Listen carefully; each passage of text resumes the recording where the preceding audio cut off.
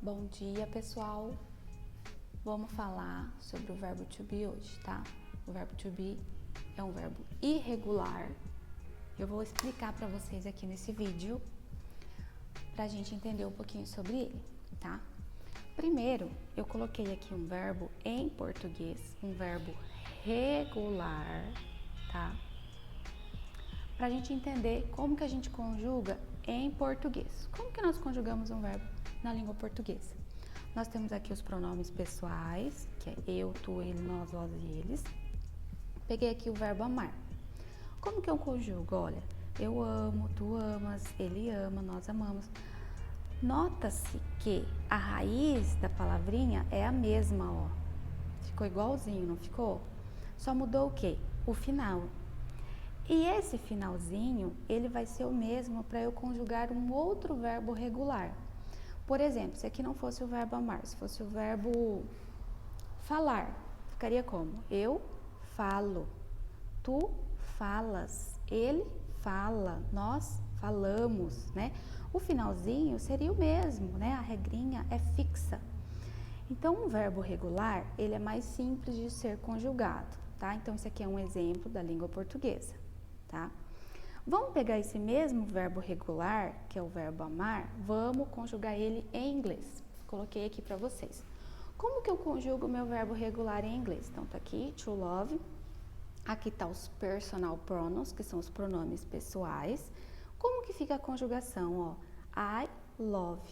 Pode ver que o verbo não mudou, né? Só caiu to, conjugo ele normal, ó. You love. Que alteração que nós vamos ter? Na terceira pessoa do singular. Isso aqui é a terceira pessoa, tá? Por que terceira pessoa? I, eu, é primeira pessoa. You, você, é uma segunda pessoa na conversa. Ele, ela, ou ele ou ela, é uma terceira pessoa na minha conversa, tá? Então, somente na terceira pessoa vai ter alteraçãozinha, que é ganhar a letra S. Só um Szinho. Olha que simples, né? Depois ele volta ao normal, ó, na primeira pessoa do plural, segunda do plural e terceira do plural, não tem alteração nenhuma, ele só ganhou mesmo um Szinho aqui na terceira pessoa. Simples, né?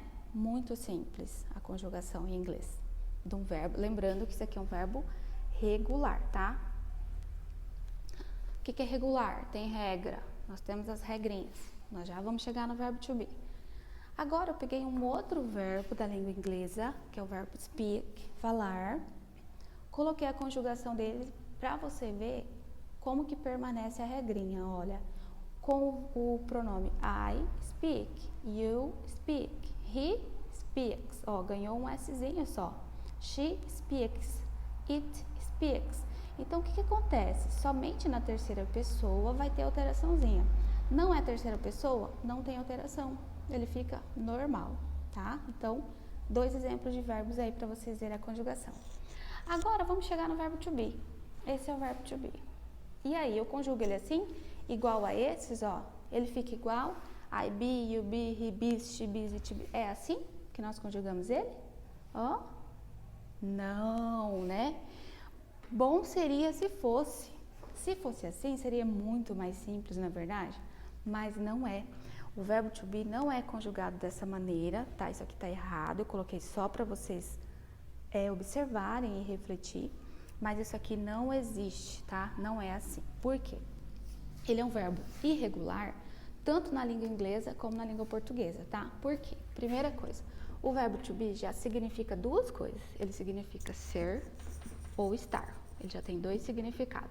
Então, esse verbo ser, se eu fosse conjugar ele em português, eu conjugo eu sou, você é. Olha só, já virou outra palavrinha, não permaneceu aquela raiz igual aquele verbo que eu disse lá no início, que as palavrinhas ficam iguaizinhas, né? Ele muda totalmente. Então, em inglês, mesma coisa, ele vai mudar. Ele se desdobra em três. O verbo to be, ele se desdobra em am, is ou are. Ele vira esses três aqui, tá? O am, que significa sou ou estou. O is significa é ou está. E o are é o plural, que significa são ou estão, ok?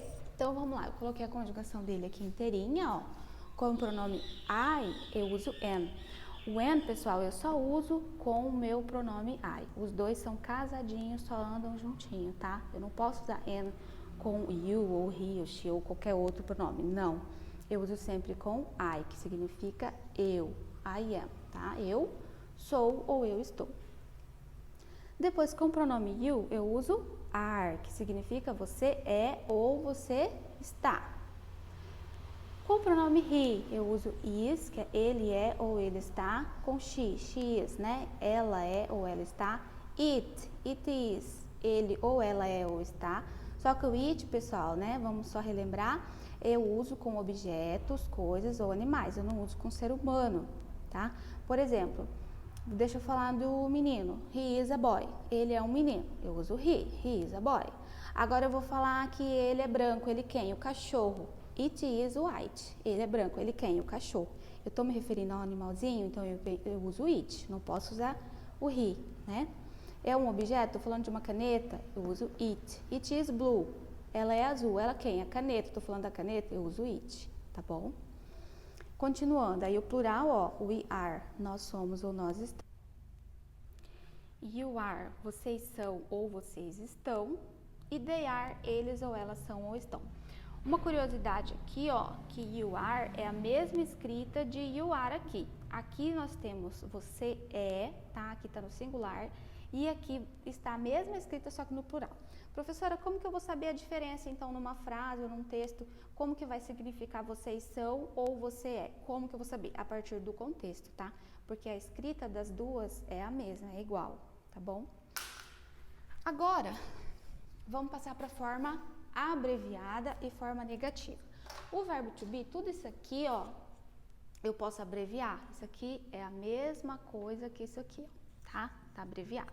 You are, mesma coisa assim, ó. Só estou abreviando. Opa, aqui. Tá? O he is, eu abrevio assim. She is, assim, tá? It is, assim. We are, assim. You are e there. Aqui é a forma abreviada. A gente usa bastante também nos textinhos. Às vezes você pode perguntar, ué, mas o que é isso? É a mesma coisa desse, tá? Ele abreviado é assim.